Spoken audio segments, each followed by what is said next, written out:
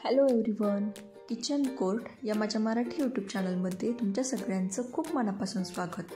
आज आपण अगदी गाड्यावर मिळते अशी नमकीन चना डाळ बनवणार आहोत. त्यासाठी ती मी 1 वाटी हरभरा डाळ घेतलेली आहे.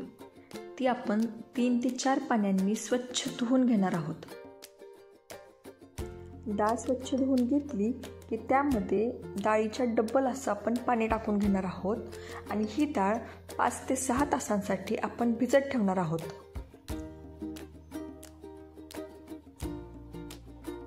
डाळ भिजत घालताना आपण त्यामध्ये पाव चमचा खाण्याचा सोडा टाकून घेणार आहोत. त्यामुळे डाळ तळण्याच्या वेळेला अगदी छान खुसखुशीत होते. सोडा घालून घेतल्याच्या नंतर मी पुन्हा एकदा पूर्ण पाणी हलवून घेतलेलं आहे आणि 5 ते 6 तासांसाठी आपण ही भिजत ठेवणार आहोत. तुम्ही इथे पाहू शकता पूर्ण 6 तास मी ही डाळ भिजवून घेतलेली आहे आणि अगदी छान अशी फुगून वरती आलेली आहे आपली डाळ. ही डाळ मी पुन्हा एकदा 2-3 पाण्यांनी स्वच्छ धुवून घेतलेली आहे आणि त्यानंतर एका कॉटनच्या कपड्यावर आपण ती काढून घेणार आहोत. म्हणजे त्यातलं पूर्ण पाणी त्या कपड्यामध्ये शोषलं जाईल आणि डाळ आपली छान सुकी बनेल. छान हातांनी प्रेस करून मी डाळ कोरडी करून घेत आहे. ही डाळ मी अर्ध्या तासांसाठी फॅन खाली वाळत ठेवली होती. तुम्ही अगदी 10-15 मिनिटातही करू शकता.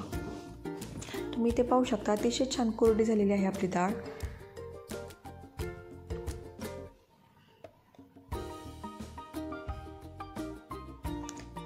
मी एका डिशमध्ये डाळ काढून घेतलेली आहे आणि आपण ती तळून घेणार आहोत.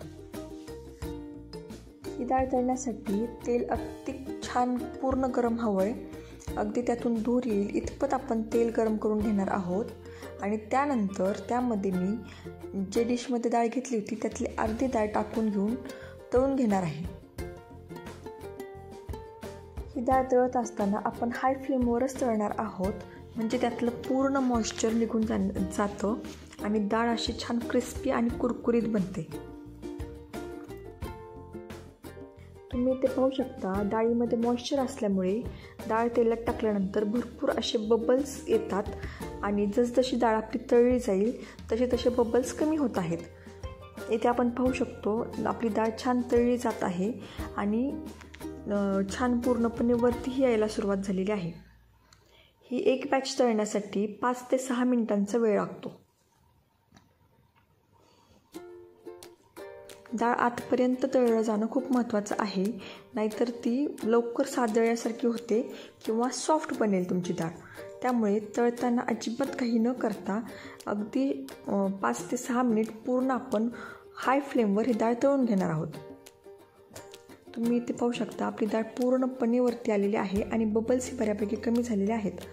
या स्टेज नंतर पुन्हा एकदा पूर्ण आपली डाळ वरती आल्याच्या नंतर पुन्हा एकदा आपण 1 मिनिटभर ही डाळ छान अशी तळून घेणार आहोत आणि त्यानंतर मी काढून घेतलेली आहे.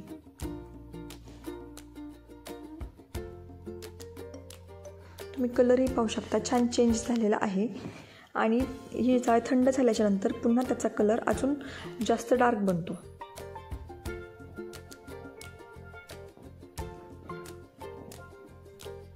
अशाच पद्धतीने मी दुसरी बॅचही तळून घेतलेली आहे आणि दुसरी बॅच तळण्याच्या वेळेला आपल्याला तेलाचं टेम्परेचर जे कमी झालेलं असतं ते पुन्हा कॉन्स्टंट ठेवण्यासाठी पुन्हा एकदा आपण गॅस हाय फ्लेमवर ठेवून तेल छान गरम करून घेणार आहोत आणि मग ती डाळ टाकून घेणार आहोत, नाहीतर डाळ सॉफ्ट बनते. अशाच पद्धतीने माझी दुसरी बॅचही तळून झालेली आहे. तुम्ही पाहू शकता अतिशय छान एकसारख्या रंगावर आपली डाळ तळून झालेली आहे. आणि आपली डाळ गरम असतानाच आपण त्यामध्ये सगळे मसाले टाकून घेणार आहोत. अगदी बेसिक मसाले आहेत. मीठ, चाट मसाला, लाल मिर्च पावडर आणि थोडीशी आमचूर पावडर टाकून घेतलेली आहे मी. चाट मसाला आणि मिर्च पावडर आपण आपल्या आवडीनुसारच टाकून घ्यायची आहे. हे सगळं गरम असतानाच आपण छान मिक्स करून घेणार आहोत.